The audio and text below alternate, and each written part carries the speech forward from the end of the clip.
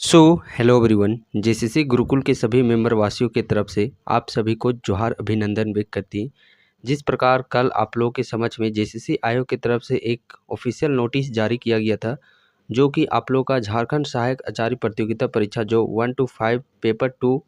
में जिन्होंने हिंदी लैंग्वेज को चूज किया था, फाइनली उनका एग्जामिनेशन है वो पेपर 2 और पेपर 3 पेपर 1 ये सभी एग्जामिनेशन आप लोग के 27 से 3 मई के बीच में आप लोग के एग्जामिनेशन कंडक्ट करवा लिए गए थे। और वहीं आप लगातार देख पा रहे होंगे जेसीसी एक्टिवनेस के साथ बैक टू बैक आप देख सकते हैं कि कल आप लोग का नोटिस जारी किया गया आंसर की के रिगार्डिंग, जिसमें कि आंसर की के रिगार्डिंग यहाँ पे इस नोटिस को देख सकते हैं। ये नोटिस आप लोग को जारी किया गया जो कि आप लोग का था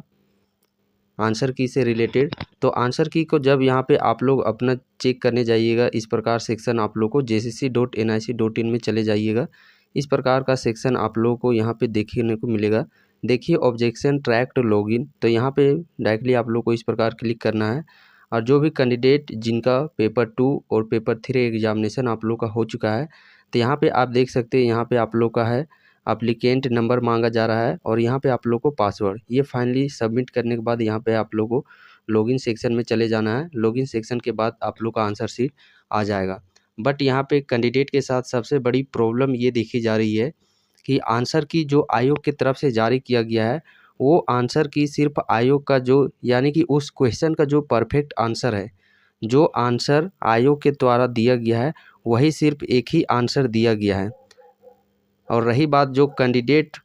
एग्जामिनेशन में जो कैंडिडेट चूज किया था, जैसे कि ए हो गया, बी हो गया, सी हो गया, डी, ये 4 ऑप्शन मेनली रहते हैं। तो कैंडिडेट ने जिस ऑप्शन को चूज किया था वो वाला ऑप्शन सेक्शन दिया ही नहीं है। सिर्फ आयोग के तरफ से जो आंसर दिया गया है, सिर्फ आयोग वाला ही आंसर है जो कि वो दिया गया है और कैंडिडेट वाला आंसर दिया ही नहीं गया है। तो यहीं पे सबसे बड़ी प्रॉब्लम देखी जा रही है कि आखिरकार स्टूडेंट कैंडिडेट जो लोग हैं वो किस आंसर को मिलाएं, क्योंकि वो आप लोग तो एग्जामिनेशन तो आप लोग का ऑफलाइन हुआ नहीं है। जो कि आप लोग का ऑफलाइन होता है तो आप लोग देखते होंगे एक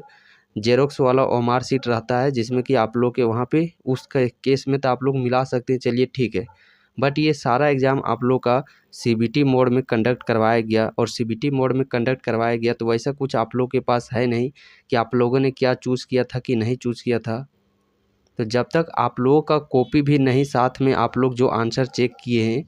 जो आप लोग आंसर टिक आउट किए हैं, उसका भी साथ साथ कॉपी और आयोग का जो आंसर है, वो दोनों जब तक एक साथ नहीं दिया जाएगा तब तक आखिरकार कैंडिडेट कैसे अपना आंसर की वो सही टिक करेंगे। और वहाँ पे जो ऑब्जेक्शन का भी डेट दिया गया है वो 16 से 20 मई के बीच में ऑब्जेक्शन का डेट दिया गया है। तो इस बीच स्टूडेंट कैंडिडेट को क्या करना है, सबसे पहली मेरी आप लोगों से बस ये सलाह रहेगी कि हो सके यदि आप जेसीसी आयोग के नज़दीक में रहते हैं,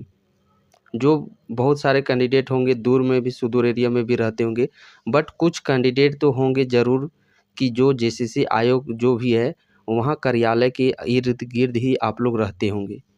तो पहला आप लोगों को काम क्या करना है कि कोई भी एक कैंडिडेट को चले जाना है कार्यालय में और इस प्रकार का जो भी आप लोग को प्रॉब्लम देखा जा रहा है आंसर की के रिगार्डिंग, वो चीज़ सारी समस्याएं आप लोग को उनकी समझ रखनी है। जब आप लोग अपना जो भी पासवर्ड है उसको आप लोग इस सेक्शन करते हैं, देन आप लोगों की समझ में ये सारा जो आप लोग का एक कैंडिडेट के द्वारा ये पीडीएफ यहाँ पे शेयर किया गया है, देख सकते हैं। जेसीसी इंटरमीडिएट जो आप लोग का पेपर, ये आप लोग का 2 मई का एग्जामिनेशन है और पेपर 3 एग्जामिनेशन है, जो कि पेपर 3 अलग अलग सब्जेक्ट के प्रश्न पूछे गए हैं। तो यहाँ पे जब हम लोग कोई भी आंसर को देखते हैं, जैसे कि ये 6 नंबर क्वेश्चन हम लोग यहाँ पे देख सकते हैं। छठा क्वेश्चन जो कि जीके जीएस के रिगार्डिंग है, चलिए हम लोग एक झारखंड जीके वाला ही प्रश्न ले लेते हैं कि उसमें किस प्रकार से यहाँ पे आंसर दिया गया है। सो देखिए प्रश्न जो तीसरा प्रश्न में पूछा गया है, प्रश्न क्या है, बेतला राष्ट्रीय उद्यान किस भारतीय राज्य में स्थित है। ऑप्शन यहाँ पे देखिए आयोग की तरफ से दिए गए थे, राजस्थान, झारखंड, मध्य प्रदेश और गुजरात। तो यहाँ पे आयोग का आंसर देखिएगा, तो आयोग का जो आंसर है देखिए यहाँ पे आयोग का आंसर क्या चीज टिक आउट किया गया है, ऑप्शन ID 410 जो कि झारखंड, ये टिक आउट किया गया है किनके द्वारा, तो ये आप लोग का आयोग के द्वारा आंसर शीट दिया गया है। बट आप किसी भी आंसर की में देखिएगा तो यहाँ पे साइड में आप लोग का जो कैंडिडेट यहाँ पे चूज़ करता है कि कैंडिडेट ने आखिरकार किस ऑप्शन को चूज़ किया, ए को चूज़ किया या फिर बी को चूज़ किया, सी को या फिर डी को, उसका यहाँ पे आंसर दिया हुआ रहता है साइड में। बट इसमें यही सबसे बड़ा दिक्कत है कि इस जो भी पीडीएफ लोड कर रहे हैं कैंडिडेट स्टूडेंट, तो उनके पीडीएफ में उनका जो आंसर सबमिट किया हुआ है वो चीज़ नहीं देखने को मिल रहा है। तो वही सबसे बड़ी प्रॉब्लम है। तो इसका सॉल्यूशन सबसे पहली बात कि आप लोग को कार्यालय में जाके इस प्रकार का अपनी समस्याओं को रखना उनके समझ में, वहाँ के द्वारा कुछ अपडेट मिलता है, ठीक है। दूसरी आप लोग के हाथ में क्या है, तो दूसरा सबसे बड़ी हाथ में आप लोग को ये है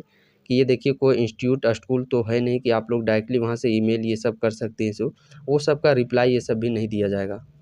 तो दूसरा हम लोग के पास ये है कि देखिए अधिकांश जो एग्ज़ामिनेशन इस प्रकार के ऑनलाइन होते हैं,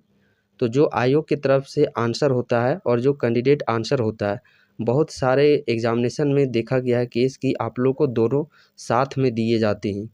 एक तो आयोग वाला भी और एक कैंडिडेट वाला, दोनों साथ में दिया जाता है। कुछ एग्ज़ामिनेशन में होती है कि कुछ पहले आप लोग को जो आयोग वाला है वो पहले दिया जाता है कुछ समय के लिए, और फिर आफ्टर में कैंडिडेट का जो है, जो आप लोगों ने सबमिट किया है आंसर को, टिकट को, ऑप्शन को चूज़ किया है, उसका कॉपी आप लोग को थोड़ा सा बाद में वो आप लोग को वहाँ पे वेबसाइट में लोड किया जाता है।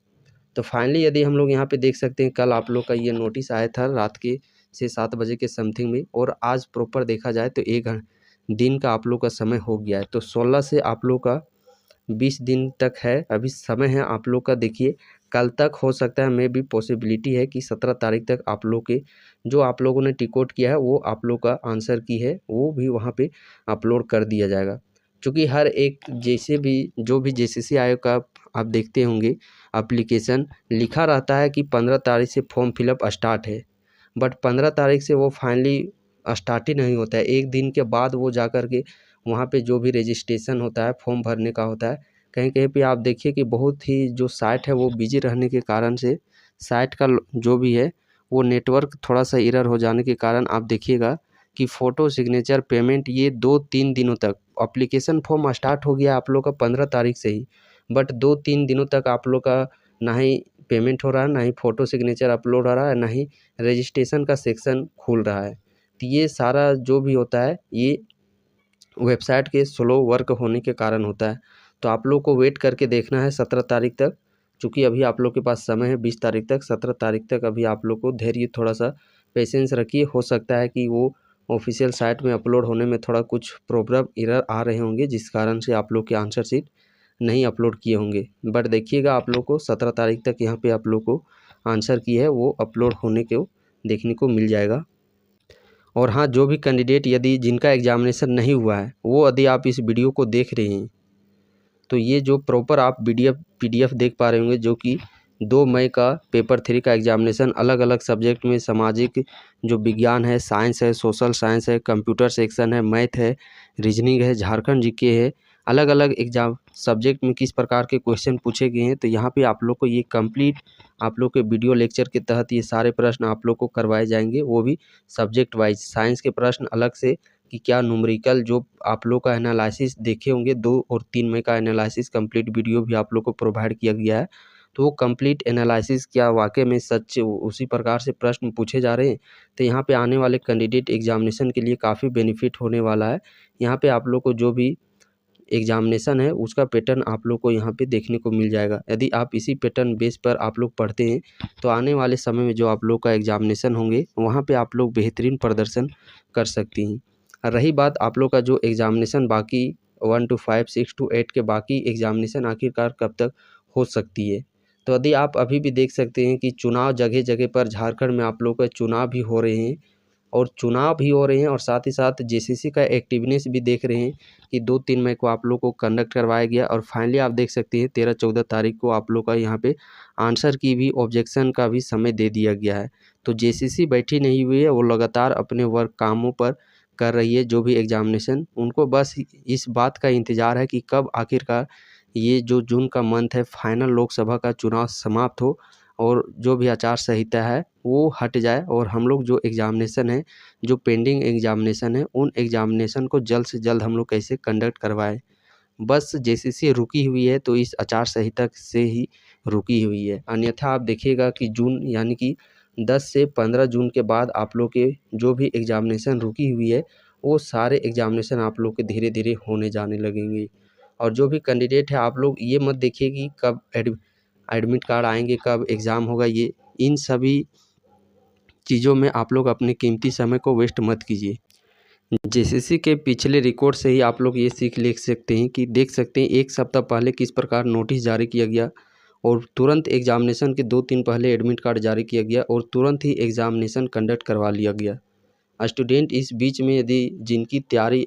लगातार कर रहे होंगे उनका एग्ज़ामिनेशन तो भली-भाँति अच्छा ही गया होगा, बट जो इस सोच में थे कि कब आएगा, नोटिस कब आएगा, एग्ज़ाम कब होगी, एडमिट कार्ड कब आएगा, वो बस इसी सोच में रहते ही चले गए। और बस धीरे-धीरे जैसे एग्ज़ामिनेशन डेट आता चला जाएगा, आपके मन में भी ये बैठता चला जाएगा, अरे छोड़ दो, ये जो भी एग्ज़ाम आ गया, जैसे जो भी होगा वो देखा जाएगा, आगे का एग्ज़ामिनेशन आएगा उसमें हम लोग ठीक परफ़ॉर्मेंस करेंगे। बट आगे का मौका आप लोग को कब मिलेगा कि नहीं मिलेगा, वो तो ना तो आपको मालूम है और ना ही मुझे मालूम है और ना ही आयोग को भी मालूम है।